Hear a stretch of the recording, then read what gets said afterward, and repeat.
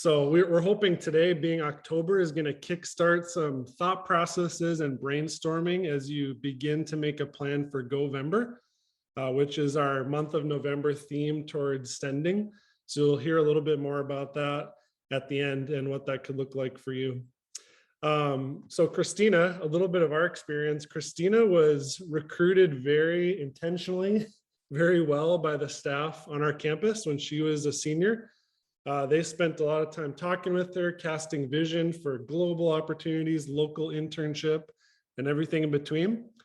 I was not as much.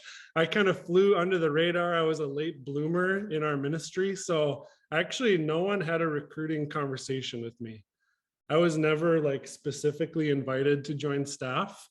I kind of found it myself. I was involved with the ministry, but it was more me pursuing staff, like, hey, could I do this, versus people pursuing me.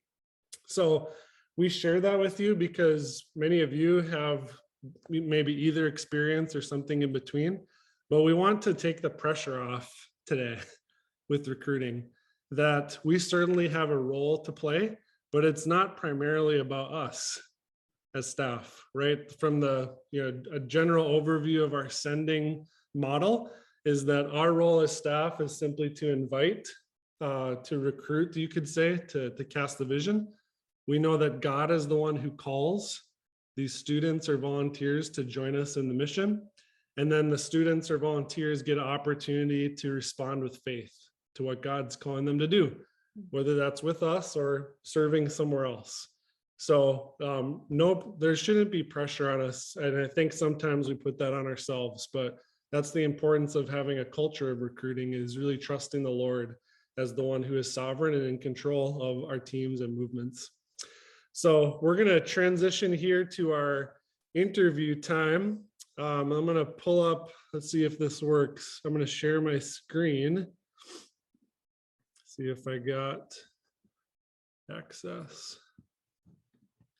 Hope you guys can see that. These are our 3 awesome interns. You didn't know that, Jamani, did you? That I could find you with a simple Google search from your track days. So we got Jamani from UC Irvine, who's serving on the Orange County team. We have Erica, who is a thrower at Eau Claire and serves on the Madison team in Wisconsin. And then Stephanie played basketball at Georgia and is serving on the Georgia team. So excited for you to hear from them. We have a couple of questions that they'll answer, and then you might get put in their breakout group too. We'll see where that goes. So I'm going to pass it over to Christina for the first question. Yeah. So, okay, I think Stephanie and Jamani, this first one is to you. You can decide who goes first, but tell us about what types of things did you notice in the AIA movement you were a part of, or the staff on your campus, that initially piqued your interest or drew you to be interested in interning? Excuse me. I can go first. Initially, I never really even thought about doing any type of ministry work. I didn't know what I was going to do, but when the opportunity was presented to me, I really was like, oh, maybe this is something I can do. And it was really only because the AIA staff, like here at UGA, was something that I always kind of wanted in my life. And like just the community of believers and athletes that are going through the same experiences as me, being able to communicate and just learn more and grow in a safe space was something that really kind of made me feel like I could do the internship, because it's always something that I wanted. So being able to do that for others was something that really drew me in. Also being comfortable. There was a couple people of color on our staff team, and that just made it also even more, it just made it feel like more trusting and more comfortable of a job that I could do. Yeah. Thanks, Stephanie. I love, okay, you go. Real time. Welcome to our home. Yeah, thanks for your honest responses, and just what, that was a year ago, I think, that you were in that process or beginning it maybe last fall, and things that you noticed and what drew you to your team. So how about you, Jamani? Yeah, I don't mean to take from Stephanie's template, but it was kind of like a similar experience to mine. Like, I would just say the strong sense of community just on campus. Just for me, I just feel like for me, just being involved. I mean, I had like a spiritual background, grew up in the church, but I never was in like small groups or big groups and everything too. And just seeing a lot of athletes that were like a lot mature in their faith than me, and just them being just athletes, somebody who I could just connect to. If I had nothing to connect with them for, I could just connect with them through Christ and just through our experiences, just as athletes and everything too. So I would just say just a strong sense of community, just being a part of that.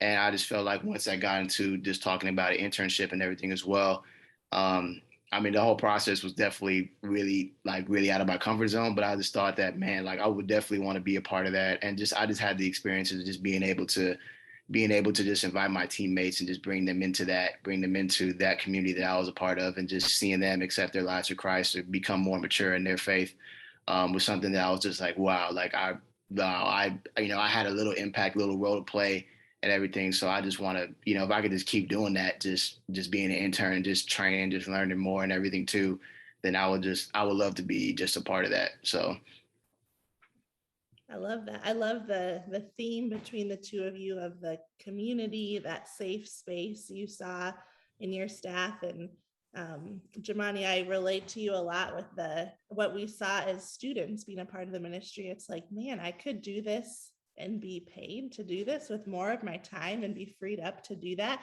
I remember when that like connected in my brain, I was like, why wouldn't I? This feels like at least for a year, right? I started as an intern too, like at least for 1 year, I'll dip my toes in the water. So love that. Thanks you guys for sharing. The next one is for all three of you. So Erica, you can jump in here. When you think about your actual experience of being recruited or those conversations you had that invited you to staff, what were the most helpful aspects of those conversations?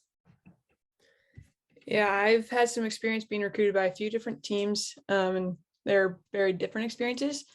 One thing that was extremely helpful was Holly Murray, great at recruiting. So sorry, Holly, if I make people call you now. But one of the most helpful things she did was reassuring me that whatever God wanted me to do is what she wanted me to do, even if that wasn't joining staff. And that took a lot of guilt and pressure that I'd felt from other places to join staff or intern.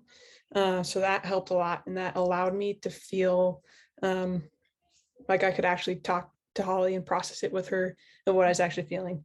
And so, yeah, I was able to be like, oh, Holly, today I really don't even think joining staff sounds fun at all.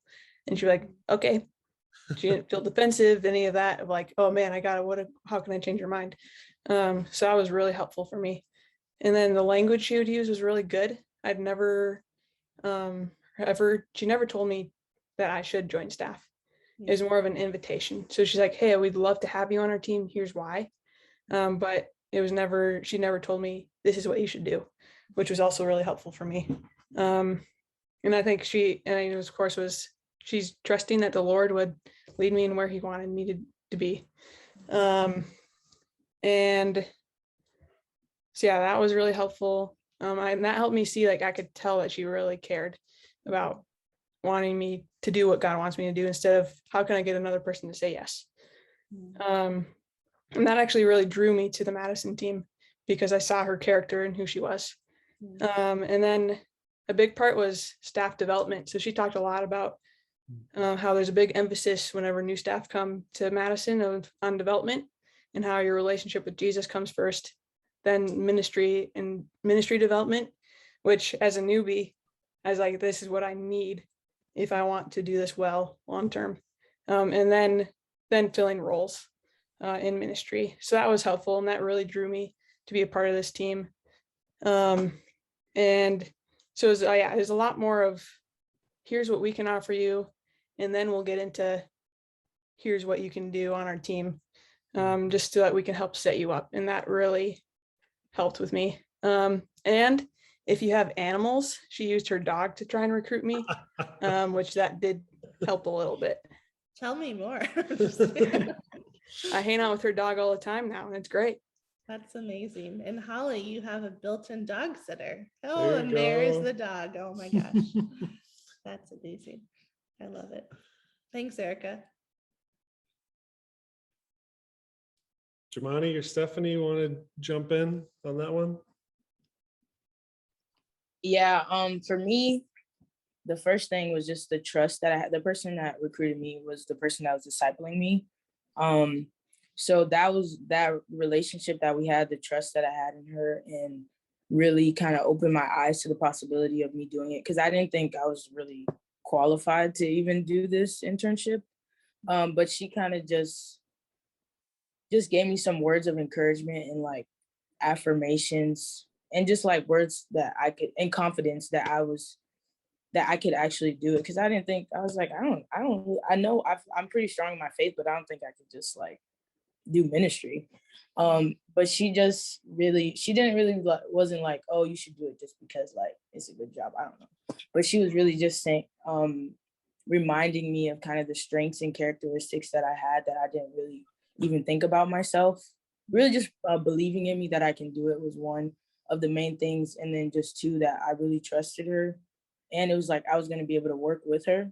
So it's like being able to work kind of like with one of my teammates. Like it would just be fun. Like, and we just get to talk about God. Like, so that was probably the biggest thing for me. Just the trust that I had with the person discipling me was the person that invited me to join the team. So I just felt really comfortable in knowing that like this is kind of what I could do, because I was uncomfortable doing this job anyway, and she knew that. But she always put me out of my comfort zone the whole time I was in AIA, which I didn't like, but it was also really good for me. So I knew like even though I would be uncomfortable a little bit in this internship, I knew that it would be like really fulfilling and really just, I don't know, eye-opening, just to be able to just talk about God like constantly all the time and do it as a profession. So I love that. The trust. Yeah. mm-hmm. Jemani, do you want to add anything to these? Yeah, sure. I would just say pretty much what was most helpful for me was kind of just my team leader, Gus. He was just like validating kind of just my fears and my doubts just going into an internship. Just kind of like as we were having that conversation, I think I asked him along the lines of like, dude, like how do you make your money? Because I literally thought the whole time he was discipling me, like this was this like side hustle, this was a side job. I just thought he would just meet with athletes and go to like an office space or something to work. So he was like, no, man, this is my life. And then he explained to me, and that got into the discussion just about MPD and just raising support. And then, I mean, just the idea of an internship was just really cool to me. I was already involved within a lot of the athletes' lives and everything too. I transferred into Irvine, so I was already like one of the older guys on the team. So I was always just around the younger guys all the time.